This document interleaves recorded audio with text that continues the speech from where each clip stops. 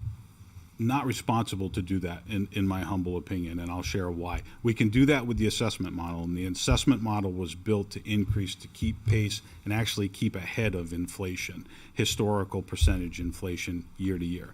The assessment of fixed costs, it's very easy to do that. Without keeping a rolling average, as calls increase year to year, typically increase year to year within the municipality, it is nearly impossible to project what year 2 and year 3 would look like as far as the insurance reimbursements from the ambulance transports themselves. We do expect them to increase because historically we've seen a call volume increase year over year just within the town of Londonderry. Litchfield has provided, historical data that has also shown that same thing and demonstrated increased call volume year to year to year. So we do expect that increase, but without having a rolling 3 or 5 year average to be able to calculate that for you, we're really just taking a shot in the dark, and that's not something I want to do and provide you with inaccurate data. Do we have the rolling 3 to 5 year average though? The prior. And that's how we landed on all Okay. of these mathematical calculations here. Without adding 12 months at the tail end of it, we don't have up-to-date data, and we're looking historically at a trend that's not accurate within the last So 12 it'd all be months. based on that historical trend. And, the farther and with you the get new away from state ambulance revenue billing that we put into play with the contracts that we spoke with you guys about probably 6 months ago, that's the other piece of it, that it's hard to get that data because this is a different model of billing per the state than has been done previous to this year, right? So unfortunately, we don't even have that data because that just went into play this year. Additionally, when the ambulance Sorry. rates are adjusted each year, they're done so at usually the federal level. When you talk about Medicare, Medicaid, those are adjusted in accordance with historical trends of inflation as well.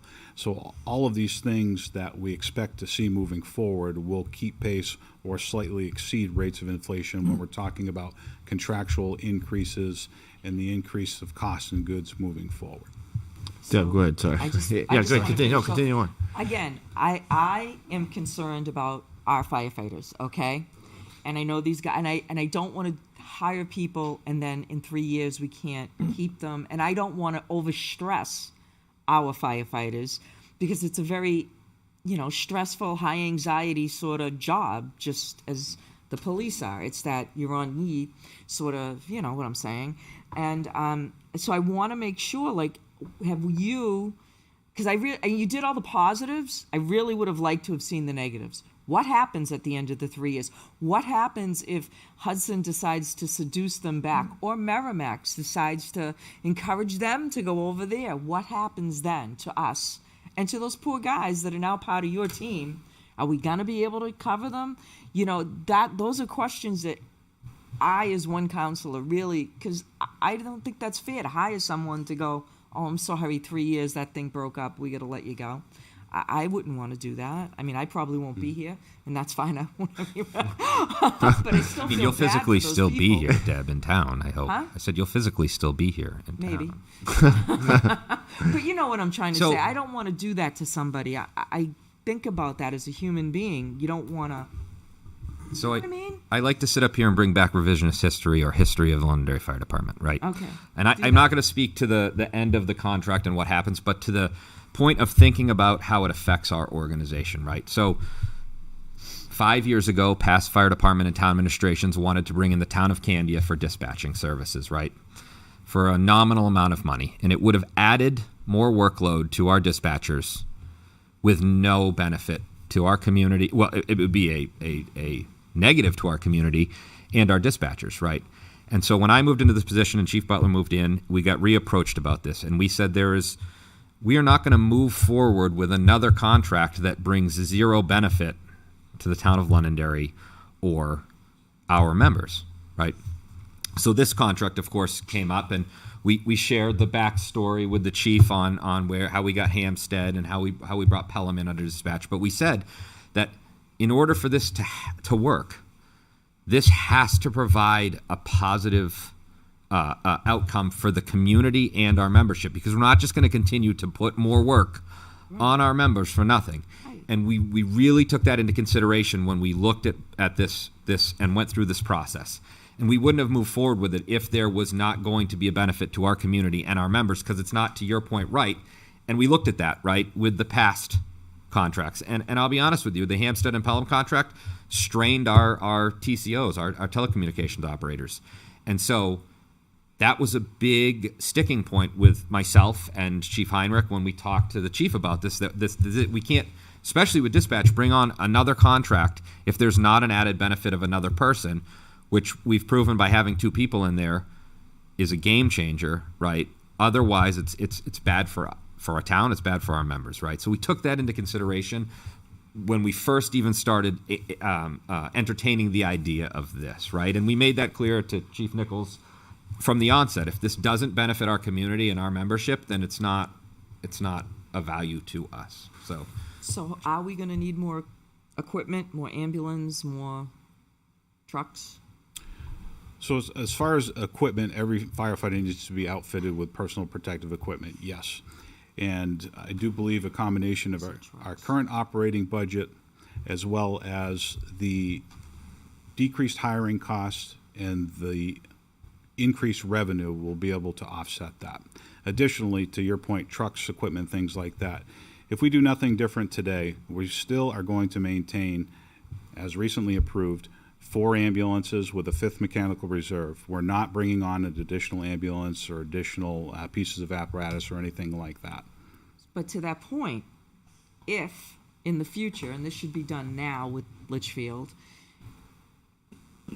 in seeing heavier volume because of the types of houses getting closer, whatever, more people, it should be built in there that somehow or another we're not solely responsible for buying a new ambulance. Like, they should have to belly up to the bar and pay for half of that truck. Yeah, we own it, we maintain it, but we're using it to help that. Do you know what I'm being forward thinking. Like I said, I'm not against or for, I'm just getting information and trying to find every possible thing that could fall through the holes and make sure we address it and in a logical fashion so that I personally can look people in the eye and say, this is a really good thing because I feel safe that this and this and this is going to be covered. We're not going to be held holding a basket of cracked eggs. That's all. So if you could provide some clarity on your thought process as to why you feel Litchfield should be buying an additional ambulance. I'm a little bit lost with that concept. Because we're going to have some of our own, we're putting in our own, we have our own, right? But now we're taking theirs on, and as we go forward, right? And I'm not saying they're going to do it like today. I'm saying at the end of the 3 years, if we evaluate this with their building, and I do know that building is going on over there, so with the building that's going on over there and the building that's going on over here, if the call volume steadily increases, that pushes to the point where we need to have another truck, it should be some sort of partnership there, because we might have not needed that, or there would have been less wear and tear on our trucks that we have if we hadn't been sourcing them. They're covering the cost of the firefighters themselves, and that's wonderful. But along with those firefighters, you don't want them having crappy equipment. That just puts them in an unsafe situation, and we don't want to do that. So, and I'm not trying to be greedy or anything. I'm just trying to be truthful in how I see things, which is a scary thing. I'm sorry. So, Chief, wouldn't they actually be paying more because their mileage is going to be higher than what our residents are paying, because the ambulance is going to travel further into their town, so they're going to pay a higher proportion per call, their residents, than our residents do, as part of that mileage at $30 per mile for service call. So they are going to pay more, aren't they? And that's what goes towards paying for the cost of that ambulance and running that and the capital costs that go along with it. Isn't that correct? Correct. Yes. The longer you travel, the more miles you travel, the more you recoup in that mileage reimbursement. And it's a mathematical calculation, as discussed, to cover such things as capital replacement, wear and tear, fuel consumption, et cetera. To your point, though, thank you for explaining it to me. It helps me see it more clearly where you're coming from. At the end of the 3 years, we determined that the call volume is sufficient enough to entertain looking at adding an additional piece of apparatus, because of the additional workload that we took on, absolutely it would be appropriate to have those discussions and open dialogue with Litchfield about a capital replacement program when we're undergoing the renewal of that intermunicipal agreement. It would be appropriate at that time. And I agree with you, but I'm a upfront sort of person. I would have the upfront conversation, but should we be taking, like Sean had said about the mileage, should we be taking those funds that come from mileage specifically and putting them in a specific account for ambulance? I've seen you do it before. Vehicle repair costs, and Thank you. so Like- the town manager beat me to it, Deb. But the point of the mileage, just like when you file taxes under a business and you can put in mileage if you use it for work, is there to cover the costs of the wear and tear of whatever is getting you from point A to point B to do your work, right? Right. So I think it's worth understanding that the repair and maintenance of those ambulances built into that mileage fee, right? Okay. Instead of having to say, hey, we want Litchfield to pay X amount of dollars to, right? Right. And It's a very small proration over a 3-year period in that mileage, right? And so that's what would cover that cost, right? And And again, I'm not against this. No, I not at don't all. want to take advantage of Litchfield. I believe personally, all fire, all police need to be regionalized, and that's how you're going to save money. But I understand the fiefdom. So at that point, we'll leave that there. it is good, Deb, to look at the 360-degree view of But I everything. do believe So- that's the wave of the future, because it's the only way you can sustain it. And that's exactly what they're proposing here. This is regionalization because we can't get the additional staff. I mean, adding 4 more people, I know we applied for a grant, and if we get it, we're going to really struggle if we get it. Because there's matching requirements, and then we have a cliff at the end of 8 full-time positions. That's like $1.3 million that I don't know how we're going to pay for that. But we won't know until September as to whether or not we got that grant. But that is what the vote was to move forward on that. So we're in a position now that when this decision is made, we're going to find out in September whether or not we got this grant or not. And that's going to be a key decision point. So if we get the grant for 8 positions, and it wasn't 13, by the way, it was 12 because one's a sorry. TCO. That's all right. One's a TCO. Then I would suspect that we're not going to add the additional 4. We're just going to go with the 8. They'd all be inside of that. Okay. Right. So what timing is the key Okay. because you can't supplant federal funds. No, I understand. Right. So when that is signed on the dotted line, we want to have the answer one way or the other about that grant. But these folks need to have they need to know which way they're going. They need to know that council supports this plan moving forward because they're running out of time and they have to, I don't know what other options they might have, but they have to figure out what that is. So we need to get them an answer on that. So the timing and the strategy is important. I'm sure they would prefer the 12 positions, but I do not recommend that if you get the 8 because you've got a huge cliff at the end, which means So we're not going to be able to do anything else. if we don't get the grant, and it's just say we move forward Yep. with Litchfield and we don't get the grant, at the end of the day, it would be just those positions. Right. But if we do get the grant, we still have to hire an additional 8, or we just have to hire an additional 4? We need 4 people to be able to provide the coverage to both our town and their town. We can't do it with the I existing staff. understand that. Right. So you would have the choice if you're going to do 8 or 12. I don't recommend 12. Okay, so we just stay at the 8. I And got then, it. but what you said at the beginning, we would take that money that's provided by Litchfield and we would, in essence, bank that and reduce our property taxes on that. Right, that's what I was trying to, okay. So and I'm at better the end of the day, these regional relationships only work when they're in the best interest of both parties. And we're not, sticking it down their throat and charging them for costs that. And we wouldn't wanna I be know, those I know. people. But I just want to make clear for the public, it's not about us making money. It's about covering our cost. And the addition is we get the additional service. If they got 1 call or 1.7 calls per day, we've got that staff to run a second ambulance. We only run 1 ambulance right now. We got 3 ambulances and we're going to have 4 with a spare. Chief? Correct. So that's one of each station. I just want to be clear so people understand this. So right and now that's we, what I'm trying to do because it's confusing. right now we run 1 ambulance and jump in where I'm wrong here, Chief. We run 1 ambulance, staff 1 ambulance out of the central station to cover the entire town. Now we're going to run 2 ambulances, and the advantage of Litchfield, the geography of their town and ours, is all three of our stations can laterally travel into their town. It actually works out quite well. Normally, it's never, like Hudson, they have to come from the bottom of their town and go up 3A to get there because there's a river in between. So we're in a much better position to provide that service much more quickly, which means our units can get back in service much more quickly to be able to do that. It makes more sense. I mean, doing it there as opposed to Hampstead or Candy, it's way too far away. It's too much distance to. I mean, I know you guys go anyway to help people. Well, but- and you know, with that we're dispatching, so it's Yeah. that wouldn't be a. All right, I'm good with my question. I didn't mean to Oh, hog up you're everybody's- good. That's what we're here for. I just have a quick question. Do we have the ability to hire and train these folks prior to the 1/1/27 deadline? Do we think we can accomplish that? So that's one of the reasons why we're here. Both Yeah. Litchfield needs to obviously determine the path forward that Right. they need to go in.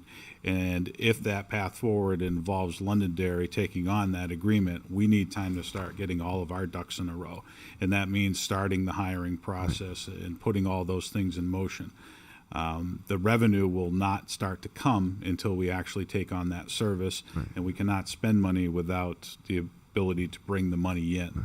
So to physically hire them prior to January 1st, we could certainly, correct me if I'm wrong, extend offers and things like that, but they can't come on board and be on the payroll until January 1st of 2027. But there's a lot of work that we can do ahead of time to get to that point. So we would be confident, I don't want to let these folks down, that if we agree to this and we all both sign off on it, that on New Year's Day, if Litchfield has calls, that we'll be able to respond with the current crew that we have efficiently, and not our residents won't suffer, is what I'm basically asking. As a hiring officer for the fire department, Ron, I That's can attest that we would have 4 people hired by January 1st of 2027. I work very diligently at that, Ron, and I you will do. continue to do that. Does the Litchfield Select Board have to approve this? I don't know if Litchfield would like to speak to it. I can speak to the fact that they've already done that in public session. Okay. I think it'd be appropriate to have someone from Litchfield speak to that if you would. Yeah, absolutely. If anyone from Litchfield would like to speak, I just want to know if there's process Feel on free. their end or that's already complete. I appreciate you guys coming out tonight, so thank you. Evening. Thank you for having us and taking up this opportunity. So the Board of Selectmen. Sir, if you could just state your name for the record. Sorry, John Brunel, Litchfield's chair of the Board of Selectmen. So the board has already taken this up. We have approved it. Obviously, looking forward for you folks to approve it. We've already put it in our budget. We've already worked through all those logistical things. So we're actually ready to go. We'll have to sell it to our town too, because they're going to need to know that we're making these changes. But from that perspective, it's in our operating budget, and we'll proceed forward. Okay. I think what's interesting is, Londonderry, as was stated earlier, has had a good work relationship with our community. Londonderry does respond to our community for mutual aid and does do ambulance coverage when Hudson's not available. So it's a lot of good parities there that'll work well for the community. So we look forward for you folks to actually support it and move it forward. Any other questions for Litchfield? Before we Yeah. let this, didn't you have some for Litchfield? Yeah. We can let this gentleman go ahead. No. Are you I done? have more questions, but not for Litchfield, gentleman. I don't want to. No, not for him. I want Go to be ahead. able to let him Okay. off. I didn't let him- realize it would be the hot seat. He has his own council meetings he has to attend, so I don't want it to. Thank you, sir. But thank Appreciate you very it. much for your time. Yes.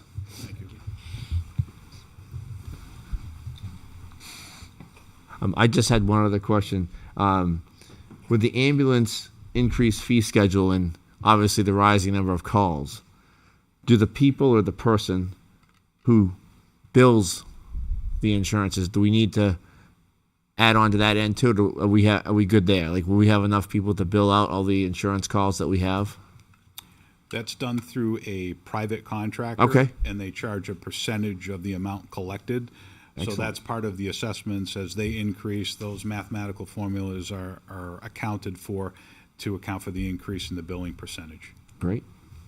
Dan, you're up. First of all, I want to thank our firefighters out there, sitting out there. I want to thank you for everything you do for our community. And I'm sure that's why the community of Litchfield is looking, for service from us because of your professionalism.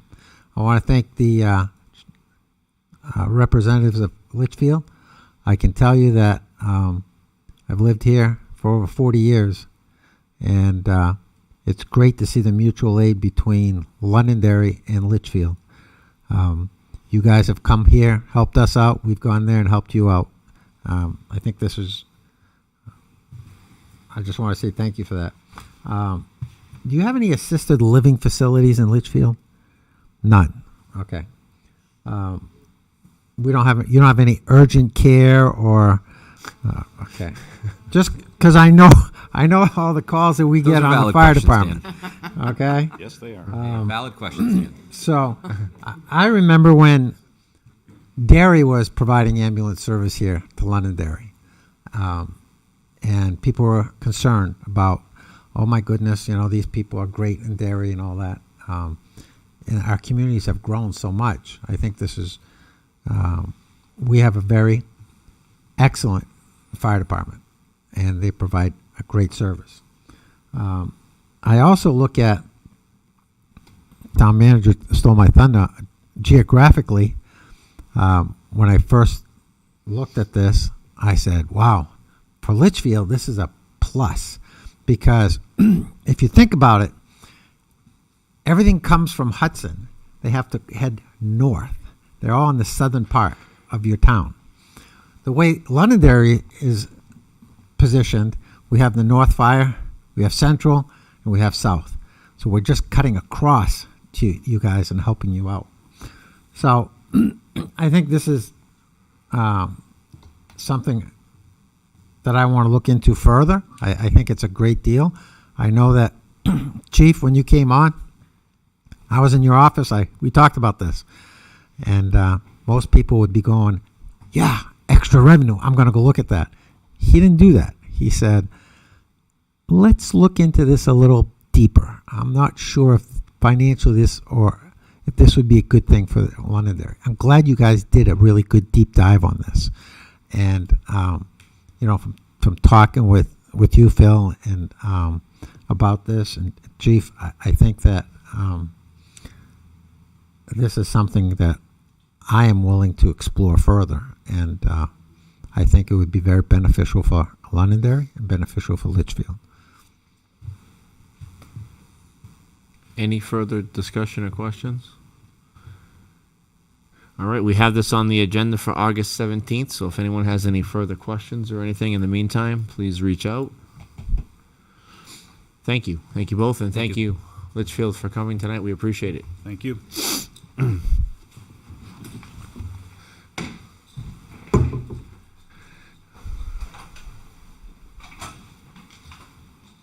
Up next, discuss and schedule a public hearing for August 17th regarding appropriations for the General Assistance Guidelines. Kirsten. Thank you. Sorry, long time not talking. My voice Yeah. went. Yes, so this is an administrative update to the General Assistance Guidelines based on some legislature that was passed in the 2026 session. This is largely involving determination of residency and assigning responsibility based on determination of residency for ultimately who provides durable assistance, so more recurring assistance versus temporary emergency assistance, inserting the necessary carve-outs for domestic violence, stalking, sexual assault, and human trafficking. So the language in here has been our executive assistant and risk manager, Tanya Pinter, created this language in this and then worked with CHS to make sure it fit in with our current guidelines and how we move through the process. It complies with the new laws and does not substantially place a burden on any additional financial burden on the town of Londonderry whatsoever. Any questions? You have a clean copy and a red line copy in advance of the public hearing, so you can see specifically where those changes took place and how it reads holistically. I'd like to. Go ahead. Yeah, go, Deb. Go. I'm sorry. Do you want to go, Sean? Oh. No.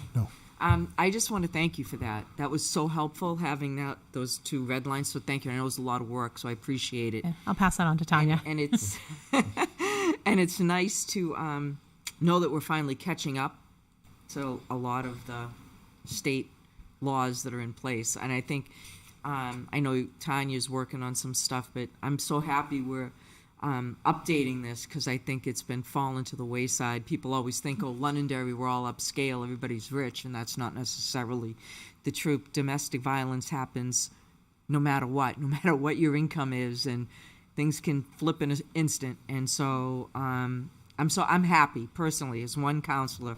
I'm happy we're not letting people fall through the cracks. So thank you again for updating everything and taking the time to do both the red line, what changed, what didn't, what the RSAs were, all very helpful. Thank you very much. You're welcome. I'll make sure she hears that too. Any other discussion? Nope. And we will move this to the August 17th for a public hearing. My apologies. Could we get a motion and a second on that? Oh, I thought we I know it's not on the sheet. I apologize. Yeah. I it's not me. No, know. No, I just caught that on there. That's right. So, yeah. All right. Do we want to? I'll make a motion that we move this to our public hearing. I have a motion from Dan. Second. A second from Deb. Any further discussion? All those in favor say aye. Aye. Any opposed? Chair will say affirmative. 4-0. We will have a public hearing on this on August 17th. Thank you.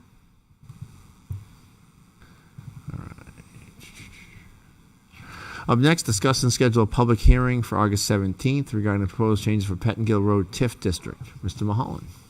Dan, if you could come up as well, sir.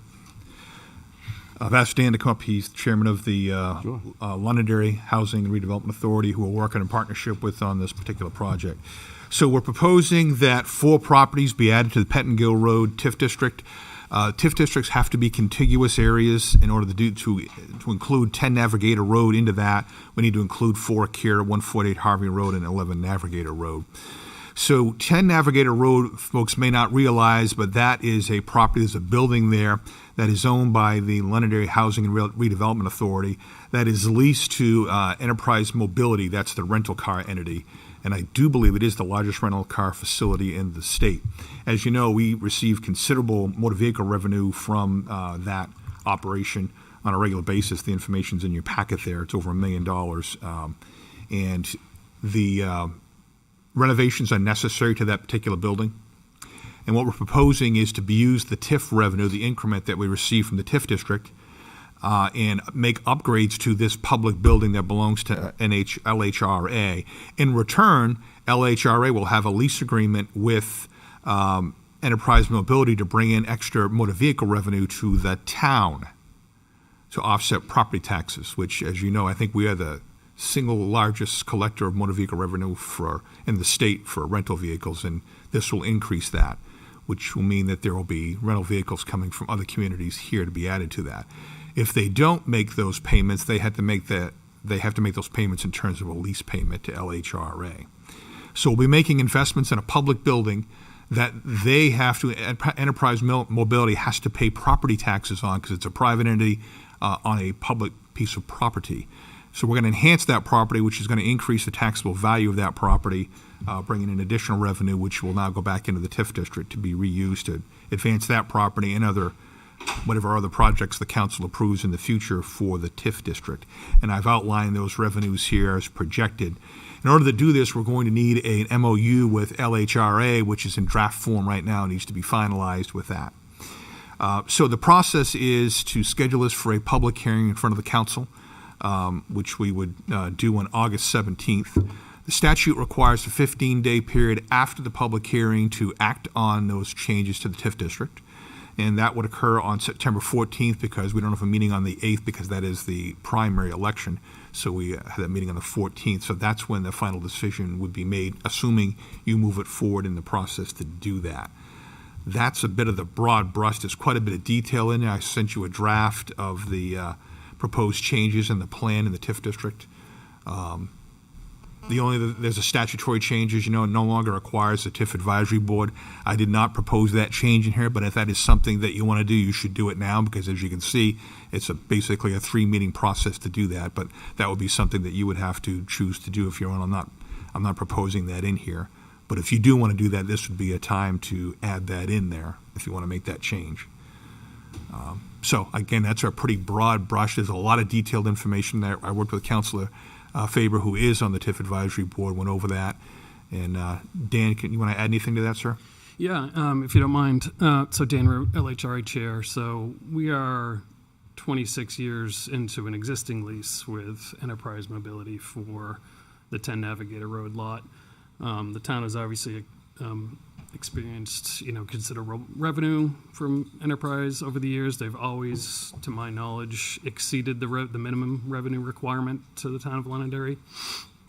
Sean and his team, again, for the last 3 years, we've been trying to negotiate this lease renewal for them that has 4 years left on it.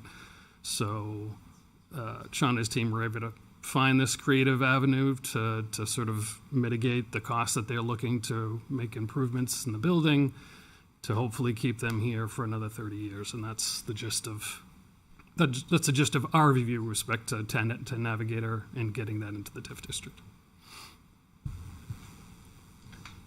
Any questions? Deb, go ahead. Of course. Go ahead, Okay, go. on the pain. Just a real specific questions. Why those specific 4 pieces of property? Because I know people are going to ask that question. And how long will this TIF district last? Like, usually they last for a period of time. This is going to be indefinite? No, it lasts as long as you choose to keep it lasting. The only difference is if you borrow money, you can't eliminate the TIF district until you pay off the debt. But we're not borrowing money. Because usually it hits a point where it's breaking even and you kind of flip it back to a regular Londonderry project. This is actually an area where Londonderry sets the example for the rest of the state and the country, quite frankly. When you did that Pettingale Road project and you paid it off early, you folks set the example for everybody else. I know when I worked in the other community I worked in, we looked at what you did and the example that you set, and you did it the right way. The idea was TIF districts, you only keep them as long as you need them, and then you eliminate them. That's what I'm hoping to do. Right, but you're known nationally. Londonderry is known nationally for doing this as the case example of doing this the right way. So there's no debt at this time. Okay. So you could choose to eliminate this through this same process we're doing now. We need it there to do this project. So right. My point is, do we have any anticipation so we can put it in our books and on our radar that it should be developed or fixed by 2030? And that's when we should reevaluate. Do you know what I'm trying to say? Right. So just a couple of things. There's a broader discussion about the TIF district, but for the purposes of theirs, they're looking at a couple of years probably, and they're going to be done their renovations. Okay. Yep. So that's to that building. You also have Pettingale Road, and we have a grant for $2 million. We're still awaiting for final. It's been approved by Congress, the money, but we don't actually have the grant letter yet from them.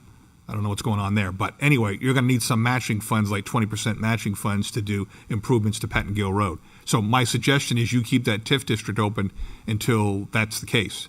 And also whether or not you need to make any water or sewer improvements in the area. I don't know if there's any. So, but why those 4 parcels? Because the TIF district ends just below Akira Way. And as I indicated, you have to have 4 contiguous you have to have contiguous properties. So you can't have one up here unless they attach to the others. So in order to get there, you got to add the other 3. Can you just go? Yeah, go back to that. So you got to add these other 3 so they attach to each other. You got roadways in between, they don't count. So in order to get to number 10, you got to add 4 Akira, the Harvey Road address, 11 Navigator, and then 10 Navigator. That's where. And what businesses are there? Do we know? Like who's on those properties and how are they going to benefit or not benefit? It has nothing to do. They pay the same taxes they always pay. The only difference is you decide where the money's spent in the TIF district. Okay. Yeah, so basically what we're doing is taking the money that comes in on those 4 pieces of property, using it to fix this thing. No. So you already have a TIF district. Sorry, right? But I'm sure 1,000 other people are out there just asking the same question. No problem. So you have a TIF district. When you create the TIF district, you freeze that assessed valuation. Any increase in that evaluation, the increment, that additional money goes into the TIF fund. The base goes back to the taxes like it always did. So now you're adding to the TIF district these new properties. So their assessed valuation on the 14th of September, whatever that is, that money continues to come in to the school district, to the county, to the town, like it always has. If there's any increase in the value of those properties, that is called increment. That goes to the TIF fund. So we know on 10 Navigator, they're going to make improvements to it. When they do that, that's going to increase the value of that particular property, and that additional amount of tax revenue is going to go to the TIF district. So in these other properties, if they make any improvements or their assessed valuation changes and it goes up, if it goes down, it doesn't go to the TIF. If it goes up, anything additional will go to the TIF district for as long as you have the TIF district. And then that money then goes, if we get this thing from Congress, like you were just saying, some letter, right? That money would then go to fix that road, If you decide, that's where it gets spent. but it has to be spent within a TIF district, Correct. correct? And it can only be spent on infrastructure, correct? Yes. Well, actually, it does say operating expenses too, actually. Okay. I would not do that, though. That would not be wise. Okay. I would just do capital So expenditures. say we left it there for a while and this letter never shows up and whatever doesn't happen. Yep. Just hypothetically, Yep. play with me. What then happens with that extra money? Can it go back into the undesignated fund balance? Let's say we dissolve the TIF, we yep. go, look, this isn't happening, we're done. And we dissolve it. Yep. And, we got your things all built and they're happy and this didn't happen. So that money, what then would happen to that money? It goes back to the town. It does? Yep. Okay. Or if you choose to spend it. Well, you do spend it within the town, but, Right, but there's some options for you because you have the ability to do that. okay. Okay, and who follows this? You, your office? I'm the TIF district administrator. Oh, you got a new hat? When did that happen? I should be wearing a hat, as you can see. This is what happens when you don't wear one after a while.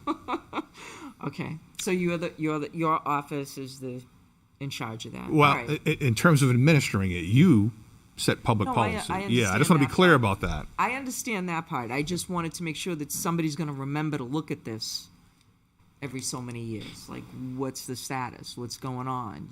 Well, every year you appropriate money into the TIF district. Okay, and it's brought up at budget? It is. Yep, every year you approve that. Remember that, but I believe you. Yeah, there's a few dollars in there. Okay. Right, I mean, amongst all the things we have to approve, to your point. But yes, every year you approve the appropriations for the TIF district. Okay. Well, thank you for that clarification. I appreciate it. And in terms of LHRA, they will be responsible for the building in terms of what improvements are going to be made. And then we're just going to make the transfer of the TIF funds to do that. We're estimating about $2 million is what they're looking at for renovations. And that's how Okay. that would work. And there's not going to be any other benefits applied to this thing where they get a break on their taxes because, that thing we have? If you fix your building in 10 years, you get 50% off to 20 years? Yeah, they don't own it. Okay, so These we folks own do. it. Well, yeah, LHRA, which is a governmental entity, yes. Okay, never mind.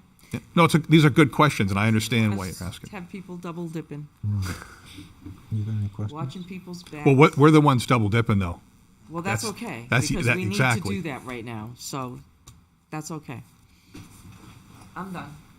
You want a Dan. motion? Is there any more questions first off? Do we have any more questions or? I'm good. All right. So a motion that the Londonderry Town Council hereby schedule a public hearing on August 17, 2026 at 7 p.m. to receive public input regarding the proposed changes to the Pettingill Road area tax increment financing district to include adding 5 additional properties. Is it 5 or 4? 4. 4. It says Sorry. 5 here, 4. Yeah. All right. So Thank you. adding 4 additional properties. I have a motion from Dan, Second. a second from Deb. Any further discussion? All those in favor say aye. Aye. Any opposed? Chair votes in the affirmative, 4-0.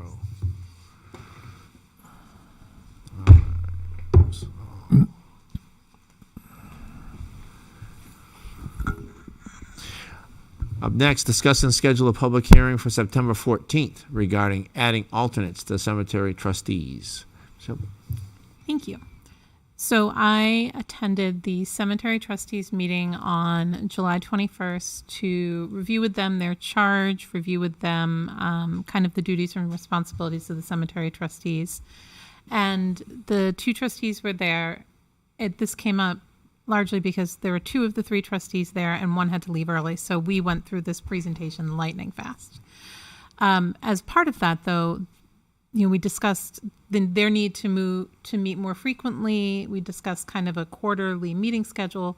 They brought up the fact that it would be really helpful if they could have alternates, as they are permitted to under RSA 289-6.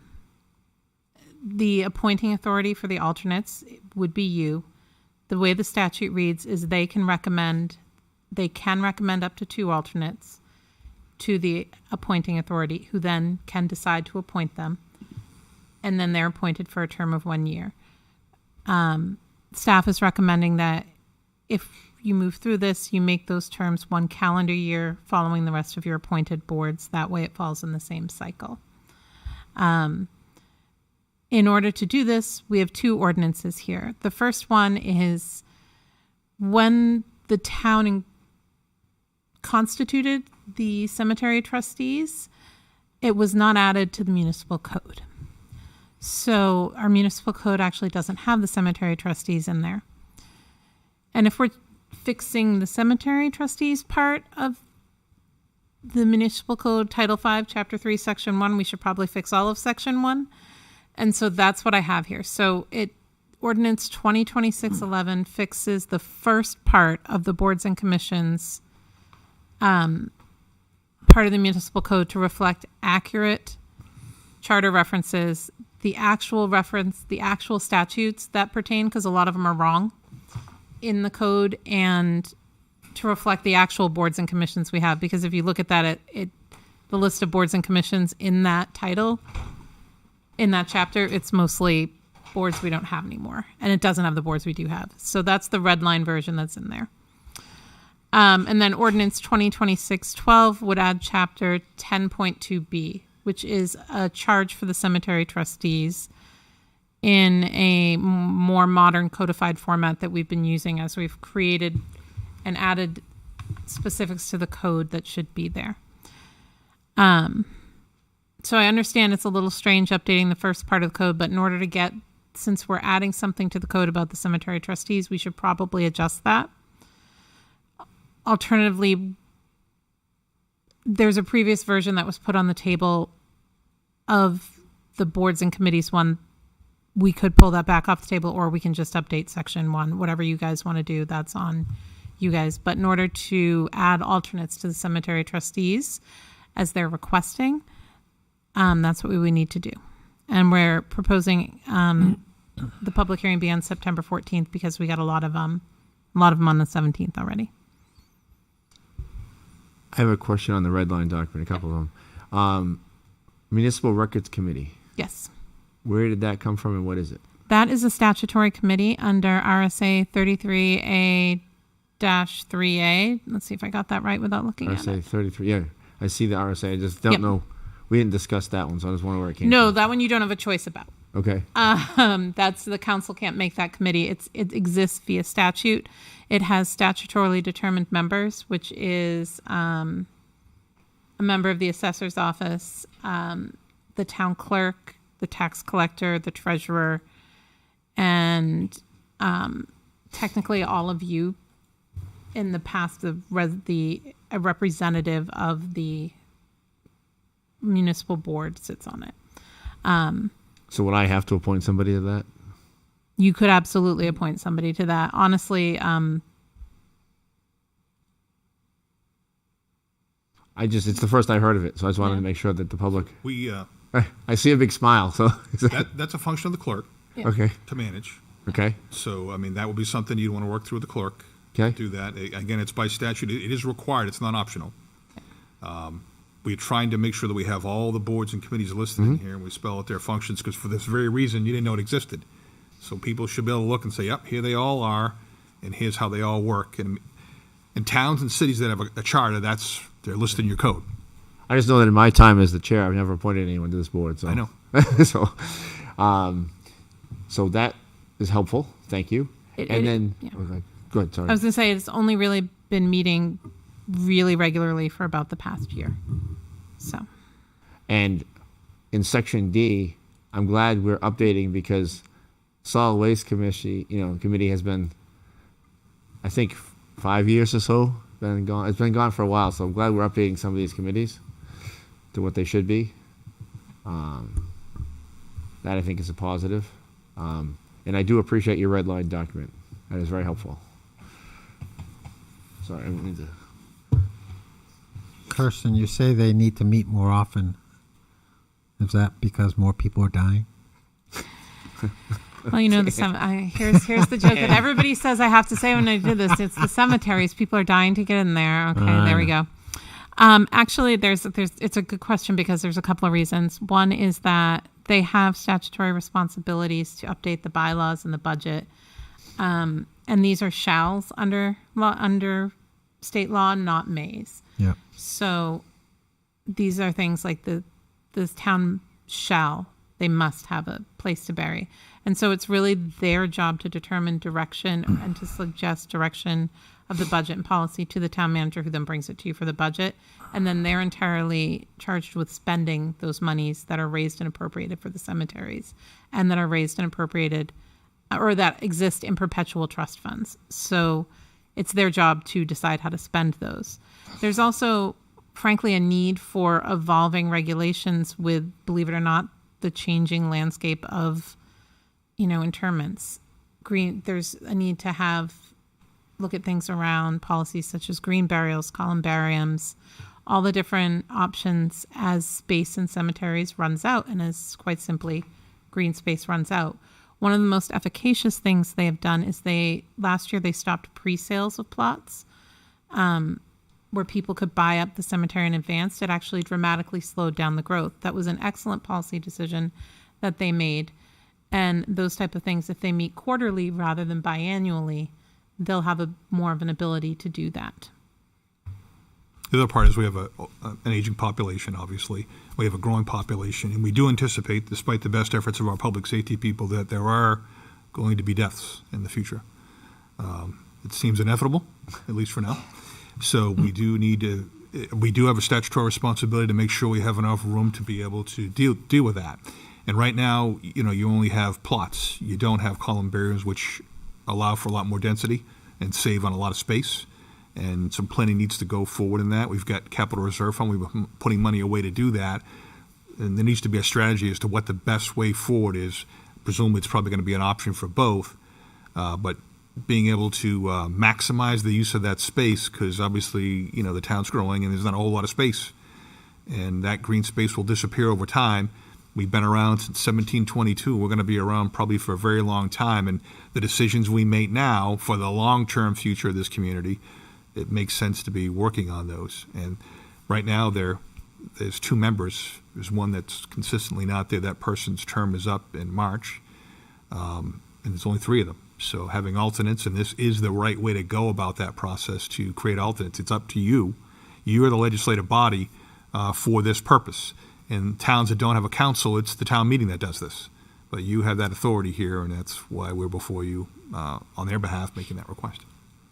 So, Mr. Chair, I just want to say that I had concerns about this because the library issue, where we had the alternates, and I met with the town manager, and he explained to me how we're doing the right process here, unlike what they had done.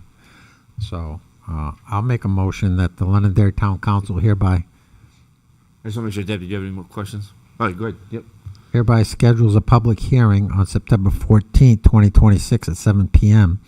in the Moose Hill Chambers of the Londonderry Town Hall on amending Title V, Chapter 3 of the Municipal Code and adding Chapter 10.2B to the Municipal Code. I have a motion from Dan. Second. Second from Deb. Further discussion? Seeing none, all those in favor say aye. Aye. Any opposed? Chair votes in the affirmative. 4-0. On the public hearing will be on September 14th at 7 p.m. All right. Up next, discuss and schedule a public hearing for August 17th to approve the revision of the fire department rules and regulations. Mr. Johnson, you're up. Thank you. Okay, Oh, so no? Is it not? It's well, no. This is really tiny. And I was joking with Brian. I was saying, Oh, okay. I hope this was the biggest waste of his time ever. Oh, okay. I assume no. Brian was speaking. Okay, So that's fine. yeah. So Sorry, quite- Brian, if you're not. Quite simply, what we're looking for, and the reason I'm saying it instead of Yeah. him is he and I went back and forth on the easiest way to do this. Okay. Right now, this is simply a technicality in our code. We have the ability to generate revenue, and you heard the chief speak earlier about the importance of revenue and services. The fire department rules and regulations simply say that if we're providing private fire detection and alarm services, they have to use a radio meter box. Technology is such now that cellular and internet communicators are sufficient, but technically they can't use those, and there's the potential of losing out on those contracts to a private security company if we don't allow them to be used. So this is literally just adding those 6 red words to the code on 4.4, chapter 4, section 4-1.1.1b. I think I got that right. But just adding those 6 words to the code. And we just need you to schedule a public hearing, if you're so willing, on August 17th to approve it. That's fine. Any questions? Okay, I'll move that the Londonderry Town Council hereby schedules a public hearing on August 17th, 2026, 7 p.m. in the Moose Hill Council Chambers at Londonderry Town Hall to receive public input regarding amending the Londonderry Fire Department rules and regulations. Have a motion from Dan. Second it? A second from Deb. Any further discussion? All those in favor say aye. Aye. Any opposed? Chair votes in the affirmative, 4-0. Sorry if I scared you. I had you on my list, so. Good job, Brian. Let's see. To his credit, it was his work that got us here. All right. Up next, under old business, discuss the denied abatement of 2 Litchfield Road. Do we have any further questions on that? Everyone, I think, got their questions answered. All right. Let me. Be a motion to approve the denial of the abatement request. Dan, you want to make the motion? I don't see the motion. So I said be a motion to Oh, okay. to approve the denial of the abatement request. I'll make a motion that we approve the denial of the abatement request for 2 Litchfield Road. I have a motion from Dan. Second. A second from Deb. Any further discussion? All those in favor say aye. Aye. Any opposed? Abstain. Chair votes in the affirmative. 3-0. One. Council. 3-0-1. Councilor Faber abstained.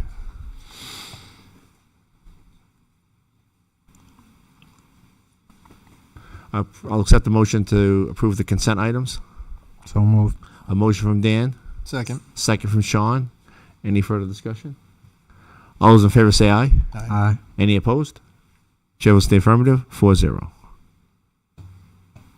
Liaison reports. I don't have any reports, Okay. but I did go to the Jake Nahr 6th annual basketball tournament that was held on our new courts this year. Very well attended. It's a very good cause, and that was very exciting. And I just want to remind everyone that I'm not on the committee, but Old Home Day is in full bloom. It is happening. I know a couple people have called me and are like, is there anything going on? And I'm like, I don't know. But I found out, and yes, there is. And you can go to the town website. You can find it on on Town Underground. You can find it in the Londonderry Times. It's all over there for everybody to see. We hope everybody attends and has a great time. And this year it starts on Tuesday with the library kicking it off, correct? Special preview event. There we go. Magician Mike Bent, 4 o'clock Town Common. Thank you. And hope for good weather. Yes, hopefully weather. Any other liaison reports? Mr. Chair, we're going to get a liaison report from the legal subcommittee at some point. Yes. Do you know when we might schedule that? I do not have a date. To be more accurate, we're probably not going to get a liaison report. Right. It'll be a action item. Just a report would be nice. Town manager report. So two things. I'll have Kirsten talk about the progress on water projects, give you an update on that. We talked Absolutely. about that. So. Thank you, by the way, for doing that. Yeah, no problem. Yeah. So I'll just be really brief about each of these. If you have additional questions, please let me know. I'm going to start up in the northeastern part of town. As you know, the old Dairy Road water main was constructed as part of the Southern New Hampshire water system to connect water systems in the north of Londonderry to water systems south of Londonderry to provide better redundancy and supply. That water main has been completed. The in-road construction has been completed. They're currently working on the pump station, which is situated on the Auburn Road, site, and that is due to be completed next spring. At which point, residents along Old Dairy Road would be able to apply, or would be able to, apply to connect to that water.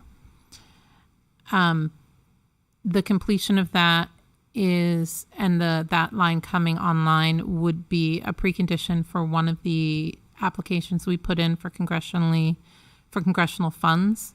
That's to put in water lines on Calla and Lily. Calla and Iris. Sorry, I'm not a big flower person. I get them mixed up in my brain all the time. That more broadly, the congressionally directed funding, the two projects we have, they're currently making their way through subcommittee and through Congress. So we should have at least some information on the amounts if we receive those funds and the amounts that we received within the next 6 weeks or so. When we actually receive access to those funds. They haven't passed a budget in 15, 20 years, the federal government. We'll find out in March. Seriously.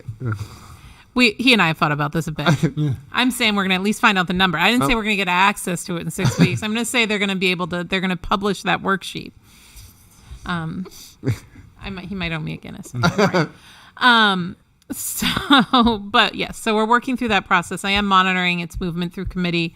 Both of our projects did make it through committee. It's a little unclear if they made it through committee with the full funding amount, but I am keeping an eye on it, and I know the process is moving forward.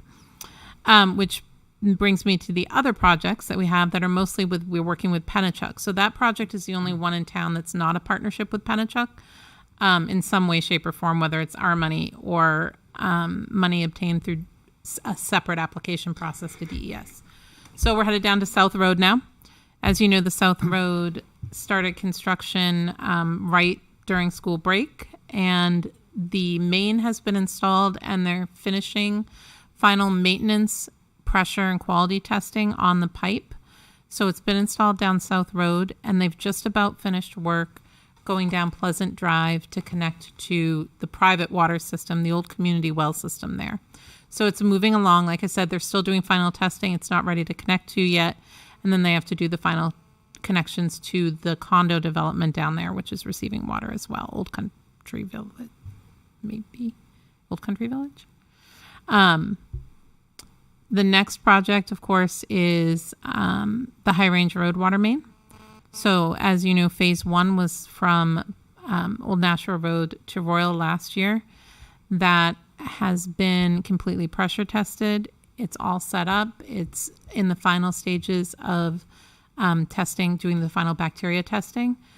So they anticipate that being live and people able to apply to connect sometime in early fall.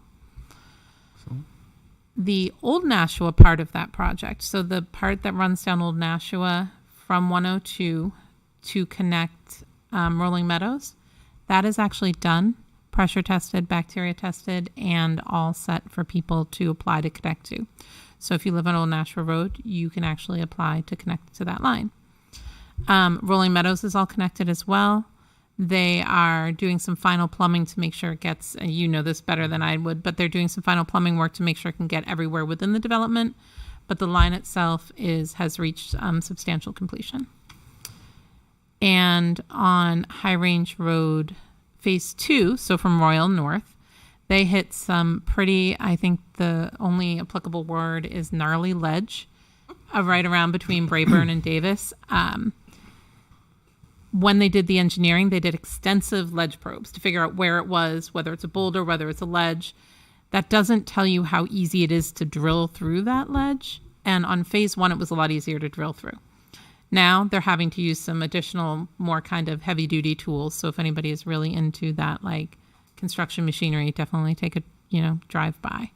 Don't stop, but take a drive by. And so they're doing more aggressive drilling in that area. So that slowed down a little bit, but not to the point where they think it will throw any sort of wrench into the completion. And they anticipate substantial completion mid-fall on that part. And that will connect all the way up through Alexander.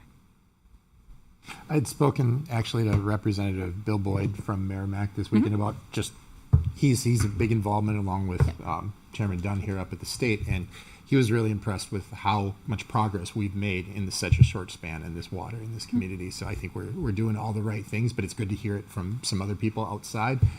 Their water issues are probably a little more substantial than ours, but it's good to know we're on the right path. Thank you for the update. You're welcome. I do have 2 kind of non-updates in there too.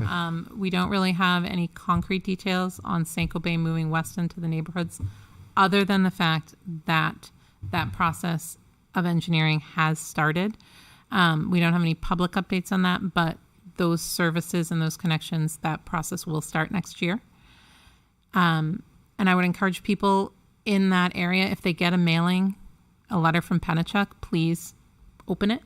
Look at it. It's actually, they're going to be asking for access to those properties so they can properly do the engineering.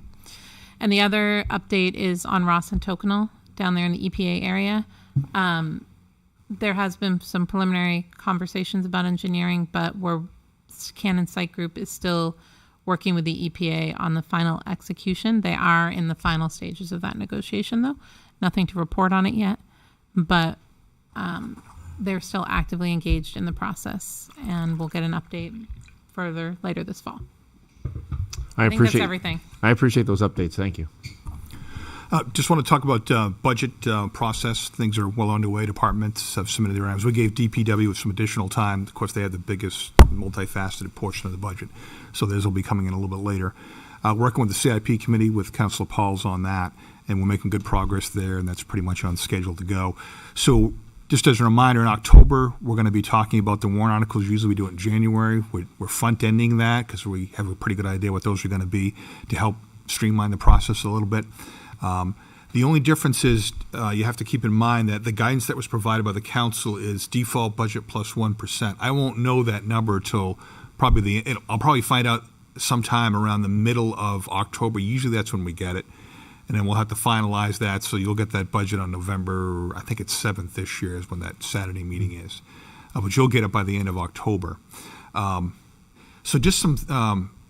So you're going to get a bunch of warrant articles. Remember, the warrant articles are part of that default plus 1%.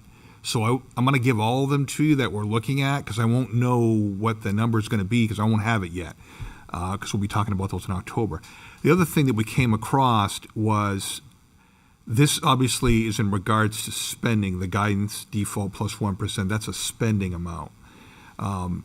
It doesn't have a direct relationship necessarily on what the property tax rate is. It's going to be similar, pretty close to. I think the objective was clearly the council wanted the control of the tax rate increase, which is typical of every governing body, right? That you want to try to limit that. But we do have circumstances like we talked about the cart service. So presently in the FY27 budget, we have $37,000 appropriated for cart. We're going to spend $101 because of the extended service and also the increase in rates that they're charging us for that. So we'll spend that in FY 2027 presumably, and then some similar number will be spent in the FY 28 budget. That is going to be funded by that $5 fee that the voters approved. So the actual $37,000 we won't actually need to raise taxes on because we're going to pay for it in a different way. So when we set the tax rate in the fall, when we originally developed the budget, we were planning on raising $37,000 worth of property taxes. We wanted to do that now because we're going to use that fee. Presumably, you have to approve that, and we did talk about that at the last meeting. But when I put that in the budget, so when I do the FY28 budget, I'm going to budget for the 101 or whatever it's going to be. That's going to eat up considerably the amount of that 1%. Obviously, that doesn't raise property taxes because it's funded through that $5 fee. So we didn't anticipate that process. So the way I'm going to do that is I don't consider that part of that 1%. It doesn't go in the default budget because there's no ongoing obligation, so it doesn't fit in the default budget. So I just want to make sure we had that understanding that that's how I need to do that. And there may be other circumstances like that. Obviously, this thing with Litchfield, if that goes forward, that's $605,000 of additional spending that is not raised in property taxes. That would completely blow the 1% out of the water. But I mean, again, I think obviously the council's goal was to limit property tax increases. It's the spirit. Yeah, exactly, right? So I'm not asking you to vote or change what you said. I just want to make sure you have that understanding. That's how I'm going to present it. What you ultimately do will be, of course, up to you when we go through the budget process, because you don't know what you don't know until you get it and you're looking at it, and here's my options and the decisions you got to make. But I wanted to have that discussion and make sure everybody understands. Does everybody that. understand? Yep. Okay. I just We're think good. And that's very confusing with that 1% default 1%. You know, I think if we would have looked at it differently, Ron, and said, you know, let's look at what's a 3% kind of look like, or 2% off our budget, you know, and then have options so what we could eliminate things. We still have options. I think we decided that because we didn't want to work in reverse like we were doing last year, where we can work forward this time. So, but thank you, sir. With that, I will open public comment. Good evening, sir.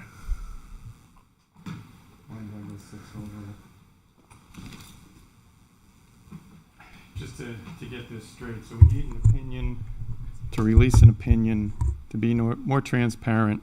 Yet you guys have referred to this opinion for months to justify your action. Transparency. I find it easier when you start a project. If you know the full details of the project, you can do things quicker. So whoever is going to be getting this opinion, if you could ask them to track how much it's going to cost, because that is going to be a question I will be asking. It was stated that this will be on a future agenda item. I'd like to know how it is I find out what agenda item it's going to be on, what date, because honestly, you ask a question, you never get an answer. I'd also like to know if this falls underneath the legal subcommittee duties, because Mr. Bouchard asked, well, who are we going to send this to? No one seems to know. Then I'd like to know when the committee is going to meet, because it needs to meet in public. Second one, Councilor Bouchard was accused of releasing privileged information because he read, I guess, part of a legal, it's late, I don't even know what I'm talking about anymore, a legal opinion. That was the legal opinion I actually asked for, and now I've been told it's going to cost me $500 an hour for, I guess, some attorney to sit through and watch a video and figure out what I was talking to about this and that. But what I also find interesting is when Mr. Dunn read from the same opinion, he was not accused of divulging privileged information. I just think that's interesting. The last one, looking forward to budget season and all the budget cuts that have been stated are coming, because we have to cut the budget now to pay for all of these legal expenses that we basically have no idea how much it's going to cost, because honestly, some of you guys spend worse than drunken sailors. The difference is drunken sailors actually, when they're not on leave, get back on board the ship. They do their damn job. I don't see that here. All I hear is basically lies coming from the chair. We'll answer that. No, you don't. We'll do this. No, you don't. We don't kick things down the road. Yes, you do. All the time. It's embarrassing. Thank you. Anybody else in public comment? I've got something to say. Seeing none, I will close public comment. Go ahead. No, good. Good. I close public comment, but you can. I want to answer that question. When are we going to put it on the agenda? Is it can we put it on the 17th, or Put what on the agenda, Deb? the thing that Glenn was just talking about? You talked about several things. What specifically? The first one. The thing about the veterans There's a lot of things to consider for the agenda, so it's not an instant answer. I understand wanting to know, but it's For the veterans' legal opinion, Deb, is what you're looking at? I'm Is that what sorry, it is? Dan. Are you it's looking just for the amazing. veterans? It's just very frustrating to sit here and work really hard and try to do everything right for this town and make sure you ask the proper questions, research all the documents, come up with information. There's no discussion. You're shushed, and your opinion is basically flushed down the toilet, and it's just like, shh, we're going to do our thing. Your thing doesn't matter. And I'm just feeling bad for people who are not getting answers, whether I agree with the answer or don't agree. Doesn't even matter. The fact is, these people are our bosses. Right. They deserve an answer. Would you say that to your boss? You're a manager. Would you go to the regional manager and say, I'm not going to answer you today. I don't feel like it. Deb, I just asked you a question. So specifically, You what? knew what what type? I was talking I did about. not. Several things were just addressed. What specifically? What was the one thing that So, gentleman okay. asked you for? So he asked you for several Previously, things, but he did. I have them written down here. Yeah, what were they? He asked about veterans tax credit. He asked about releasing of a document. He asked about the legal sub-review team. He asked about dates, when the subcommittee is going to meet. One thing he So, asked to be put on the agenda at the first public comment. okay, Deb. So that's what you'd like addressed. I will get back to you with the Give answer. him some idea. Is I it do not have any idea. August, I don't want to be September, accused of lying. October, So November, I don't have an December, answer. January, So, Mr. Chair, or what's convenient for you? I don't have. It's. What do you mean you don't have? I don't have an answer for You you. have a manager sitting right there. Can you look at our docket and see when we have some space? there's other considerations of things that may need to be added or What is removed. consideration Mr. of Chair. things, Sean? Be clear. I'm Be not. clear. Okay. Can you Just be clear. can That's you all let I'm me answer, or I just won't answer? You them? answer. Answer Okay. specifically. Go ahead. You think nothing comes up that gets added or removed from the agenda in between now and by the time the agenda's set? There are lots of other things that come up for consideration, some other things that happen tonight that may or may not need something to be added. It's not like this is the only sole thing that's going to change in the agenda. To be honest, Sean, I wouldn't know because nobody shares that information with me. I see a draft agenda. I see nothing else except, oh, by the way, there's an update. So to answer your question, no, I don't know, honestly, because I don't see it. So you might know. You're privileged. I'm not. Okay. That's all there is to it. And the fact is, this hiding of crap has got to stop, Ron. You Okay. have to. Not you, Sean. I'm not talking to you. You're the vice chair. I'm talking to the chair. Ron, you need to do this. It's a disservice to the public by not just being forthright and honest. It's a disservice to me. Okay. It's disrespectful to me as a fellow counselor. Okay, Deb.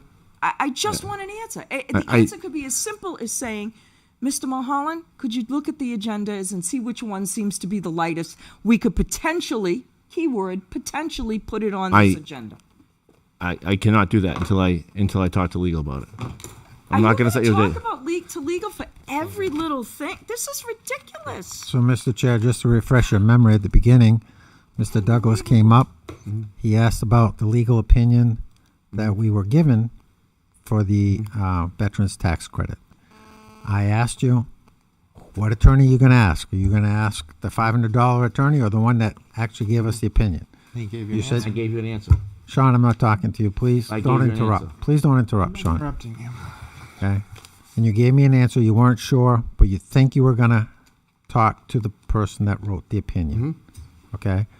I think what Deb is asking is that once you get that opinion, all right, can we put it on the agenda to answer Mr. Douglas's question? I don't think it should wait 6 months or weeks. I mean, I know we have the 17th coming up, and then after that, we're very limited on meetings because of. Answer your question, Dan, is yes, but I don't want to be held to a date because, as you've seen here, dates don't work. Okay. So, I will set the motion to go into non-public session pursuant to RSA 91A:3, 2B, the hiring of any public employee. I need a roll call vote. I need a motion. So moved. I have a motion from Dan. Second. Second from Sean. I need a roll call vote. I, Dan Bouchard. Hi, Ron Dunn. Hi, Sean Faber. All right. We are not coming back here, correct? Correct. So Okay. just for the record, So- we'll be adjourning after this. Okay. So thank you all.